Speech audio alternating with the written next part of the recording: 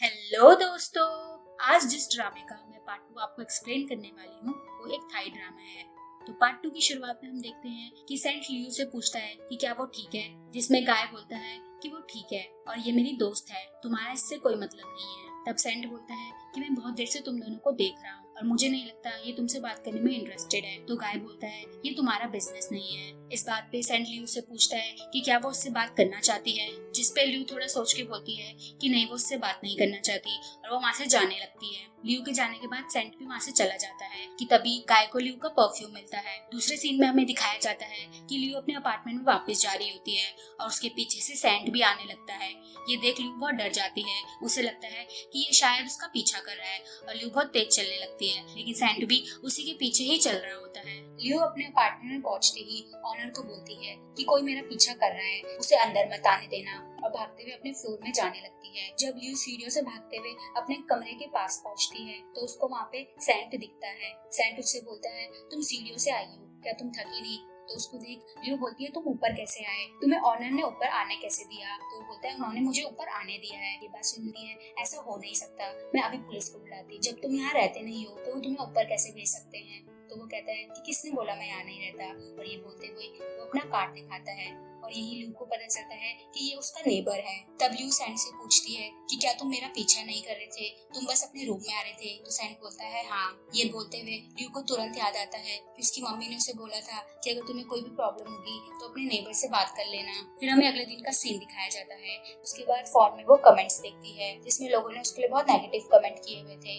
लोगों ने लिखा था कि कोई सोच भी नहीं सकता था कि वो ऐसी है, उसने सबसे झूठ बोला, लियू बिल्कुल भी सुंदर नहीं है, उससे ज्यादा सुंदर तो फै है। ये सब कमेंट पढ़ वो उदास हो रही थी कि तभी उसको उसकी मॉम की कॉल आ जाती है और वो अपनी मॉम को खुश दिखाने के लिए अपना उतरा हुआ चेहरा सही करती है और अपनी मॉम की वीडियो कॉल उठाती है। वीडियो कॉल उठते ही उसकी मॉम उसके फादर से कहती है कि देखा ये कितनी चेयरफुल लग रही है, मैंने बोला था ना ये ठीक होगी। जिसमें लियू बोलती है कि हाँ वो ठीक है। तो उसकी मॉम उसके फादर से कहती है कि तुम बैट हार गए, लाओ मुझे पैसे दो। जिसमें लियू कहती है कि क्या आप मेरी लाइफ पे बेट लगा रहे हो? तो उसके फादर बताते हैं कि उन्होंने उसके बारे में नेगेटिव कमेंट्स पढ़े हैं जो उसकी यूनिवर्सिटी में चल रहे हैं। तो लियू बोलती है ऐसा कुछ नहीं है, मैं खुश हूँ। लियू अपने घर वालों से बात कर ही रही होती है कि तभी वहाँ सेंट आ जाता है और वो कहता है कि अच्छा अगर तुम खुश हो तो कल बार के बाहर रो कौन रहा था? सेंट की ये बात सुनते ही उसके मम्मी पापा पूछते हैं कि कल क्या हुआ? तो सेंट उसके मम्मी पापा को हेलो मम्मी पापा बोलता है, जो सुन लियू बहुत हैरान होती है और वो कहती है मम्मी पापा? तो वो कहता है कि हाँ उन्हीं ने मुझे परमिशन दी है ये बोलने की। तो उसकी मम्मी पूछती है कि कल क्या हुआ था? तब सेंट बताता है कि लियू के फ्रेंडों ने उसे बहुत क्रिटिसाइज किया जब कल उन्हें पता चला कि इसने प्लास्टिक सर्जरी कराई है। आगे सेंट बताता है कि इस बात से दुखी होके लियू बार के बाहर रो रही थी और शायद से अभी भी वो बहुत अपसेट है, लेकिन बस आप लोगों को दिखाने के लिए खुश हो रही है। ये बातें सुनकर लियू बोलती है कि तुम्हें किसने हक दिया कि तुम मेरे घर वालों को ये बताओ? तो सेंट कहता है कि तुम झूठ बोल के उन्हें और बरी कर रही हो, इससे अच्छा है कि तुम उन्हें सच बताओ। तो उसकी मम्मी कहती है कि हाँ उसे सच बताना चाहिए और अगर वो उन्हें सच नहीं बताना चाहती तो वो सेंट को सब कुछ बता दे। अगर वो आगे से सेंट को अपनी प्रॉब्लम्स बता दिया करेगी तो उनको उसकी चिंता कम होगी। तो लियू बोलती है मैं इससे जानती ही कितना, बस मैं इससे अभी तक एक ही बार मिली। तो इस पे उसकी मम्मी कहती है कि मुझे वो बहुत अच्छा इंसान लग रहा है और वो कितना गुड लुकिंग है, उसकी आंखें कितनी सुंदर हैं, उसकी नाक कितनी लंबी है। ये बात सुन लियू बोलती है कि वो इतना भी गुड लुकिंग नहीं है और सेंट तो अपनी तारीफ सुनकर बहुत खुशी हो रहा होता है कि तभी उसके पापा और मम्मी बोलते हैं कि अगर वो चाहती है कि वो वरी कम हो, अपनी प्रॉब्लम्स सेंट को बताया करे। और उसके बाद उसके घर वाले फोन काट देते हैं और फोन कटने के बाद सेंट बोलता है कि अब वो अपनी बातें मुझे बताएगी या अपनी मॉम को।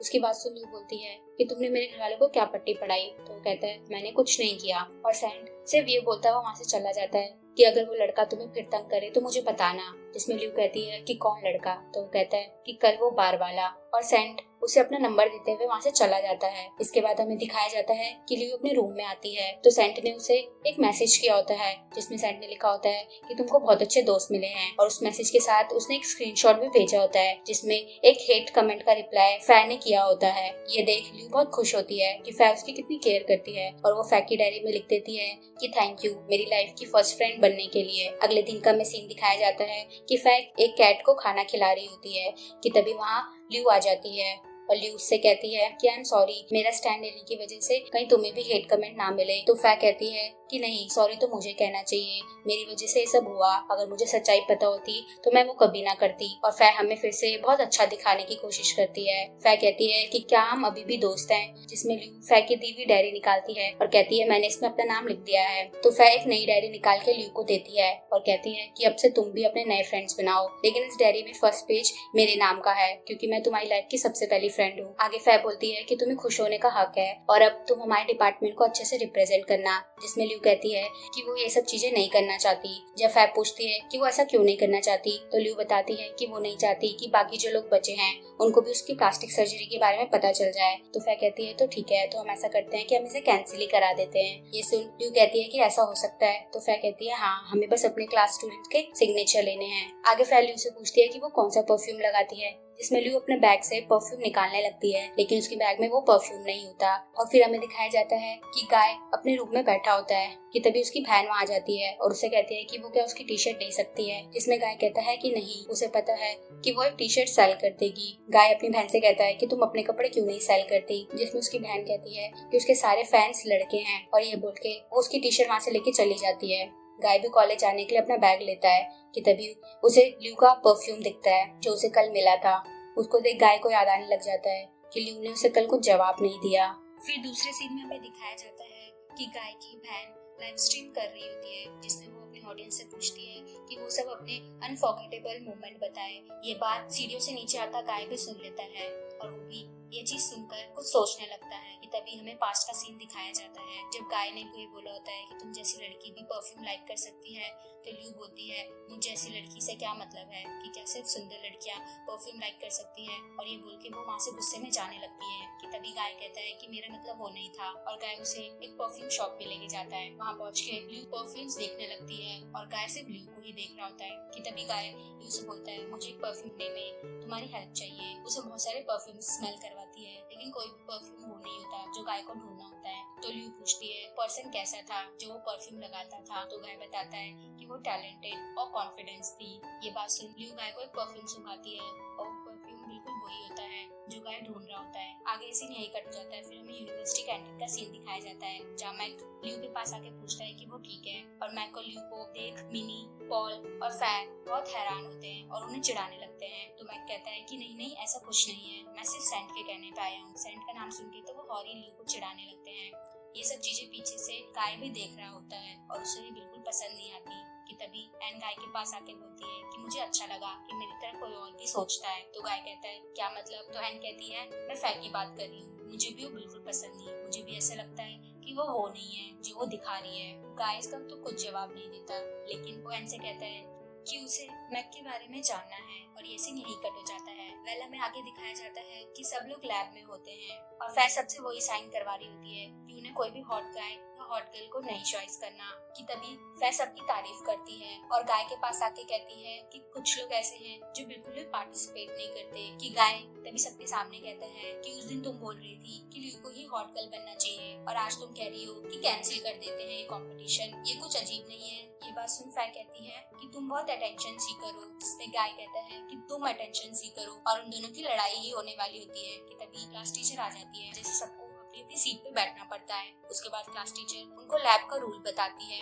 जिसमें वो कहती है कि तुम सबको अपने बाल बांधने होंगे, ग्लव्स पहनने होंगे और तुम कुछ भी खा पी नहीं सकते। उसके बाद सब लड़कियां अपने बाल बांधने लगती है, तो फै भी अपने बाल बांधने लगती है। फै इस स्टाइल में अपने बाल बांधती है कि सारे लड़के उसे ही देखने लगते हैं। तो उसकी तस्वीर ही खींचने लगता है। मिनी और पॉल भी उसको देख के बोलते हैं कि फै बहुत सुंदर है। उसके बाद क्लास खत्म हो जाती है और क्लास के बाहर हमें दिखाया जाता है कि फै मिनी, पॉल और ल्यू से कहती है कि चलो कुछ खाने चलते हैं। तभी ल्यू कहती है कि तुम लोग जाओ, मुझे टीचर से मिलना है, और वो टीचर से मिलने अंदर चली जाती है। जब वो बाहर आती है तो उसे गाय रोकता है, लेकिन ल्यू नहीं रुकती। तो गाय उसे चलते चलते ही बताने लगता है कि मैक बिल्कुल भी अच्छा लड़का नहीं है, वो सबसे फ्लर्ट करता है, इसलिए सब लोग उससे बॉडी काउंट बोलते हैं। ये बात सुनते ही ल्यू रुक जाती है और पीछे मुड़ के कहती है कि तुम बस यही कर सकते हो, तुम बस दूसरों की बुराई ही कर सकते हो। और ये बोल के वो फिर आगे जाने लगती है। गाय अभी भी उसका पीछा करते हुए उसे मैक की ही बात बताता है। कि तब ल्यू गुस्से में पीछे मुड़ के बोलती है कि तुम मुझसे क्या चाहते हो, तुम हर बार मेरा ही पीछा क्यों कर रहे हो। जिसमें गाय कहता है कि तुम क्या सच में नहीं जानती क्या तुम। तो ल्यू बोलती है कि मैं बस एक ही चीज जानती हूँ। और फिर हमें उस दिन का फ्लैशबैक फिर से दिखाया जाता है जब ल्यू और गाय परफ्यूम शॉप में होते हैं।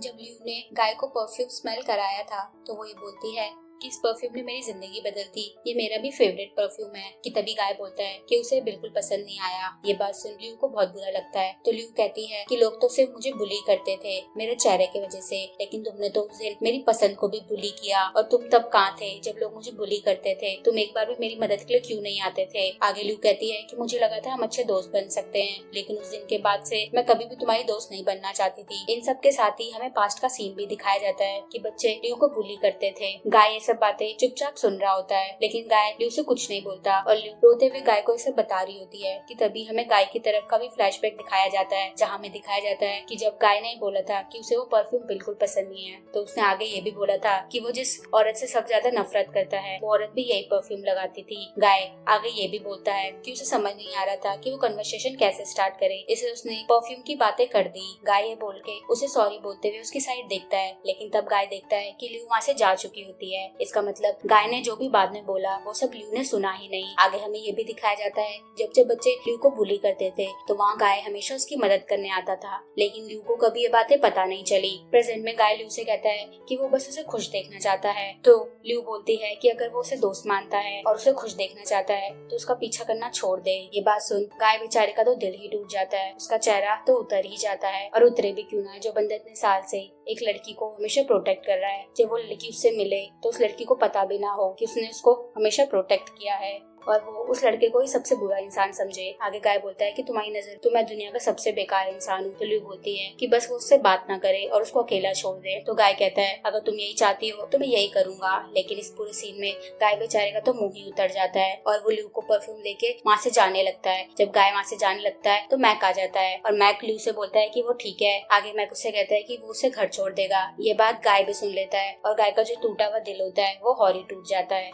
अगले सीन में हमें दिखाया जाता है कि मैक अपने दोस्तों से कहता है कि वो ल्यू को जाके प्रपोज करेगा, जिसमें उसके फ्रेंड्स कहते हैं कि वो तो फैक पसंद करता था। तो मैक कहता है कि फैक के बहुत सारे फॉलोवर्स है, वो उसकी पहुंच से बहुत दूर है और ल्यू में कॉन्फिडेंस बिल्कुल भी नहीं है, वो उसे हाँ कर देगी। उनकी ये सब बातें ऊपर से एन और गाय भी सुन रहा होता है। ये बोलते हुए मैक अपने दोस्तों के साथ वहाँ से चला जाता है ल्यू को प्रपोज करने। एन गाय से कहती है कि तुम ल्यू की हेल्प नहीं करोगे क्या? तो जिसमें गाय कहता है कि नहीं, मैं अब इन सब मामलों से दूर रहूंगा। फिर हमें दिखाया जाता है कैफेटेरिया में ल्यू और उसके सारे दोस्त बैठे होते हैं कि तभी वहाँ मैक आ जाता है और वो ल्यू से कहता है कि उसे उससे अकेले में कुछ बात करनी है और वो उसे दूसरे साइड के टेबल में लेके चला जाता है। लेकिन हमारा हीरो आदत से मजबूर अभी भी वहाँ आ जाता है। ना बोलते बोलते भी वो ल्यू की मदद करने वहाँ पहुँच जाता है और वो भी उनके पास वाली टेबल पे ही बैठ जाता है जहाँ से वो उनकी सारी बातें सुन सके। मैक ल्यू से कहता है कि वो उसे पसंद करता है और वो ये बात इतनी तेज बोलता है कि कैफेटेरिया के ऑलमोस्ट सब लोग सुन लेते हैं और सब लोग उन्हीं को देखने लगते हैं। उसके बाद मैक एक तो लाइन मारता है जैसे कि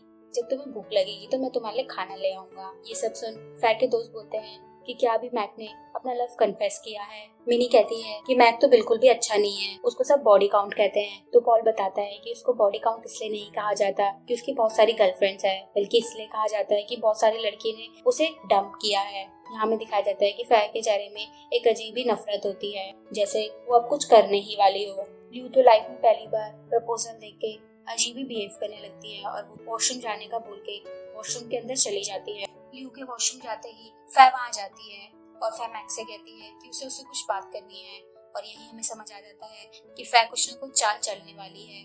और फै मैक से कहती है कि वो उसे बहुत पसंद करती है और वो नहीं चाहती कि वो ल्यू के पास जाए, लेकिन वो ये भी कह देती है कि वो सिर्फ उसे ये बता रही है क्योंकि उसे ऐसा लगा कि ये उसका लास्ट चांस है अपना लव कन्फेस करने का।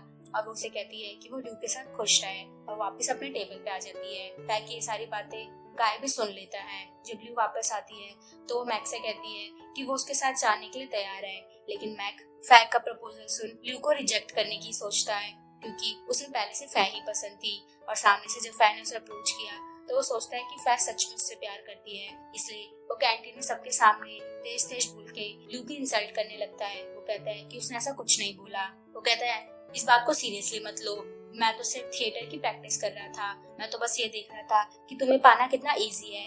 ये सब बातें कैंटीन में सब लोग सुन रहे होते हैं। तो ल्यू अपने आंसू पोंछ के उठ के वहाँ से जाने लगती है। ल्यू को वहाँ से जाता हुआ देख फैब भी उसके पीछे जाने लगती है और फैब को वहाँ से जाता हुआ देख मैक भी उसके पीछे जाने लगता है।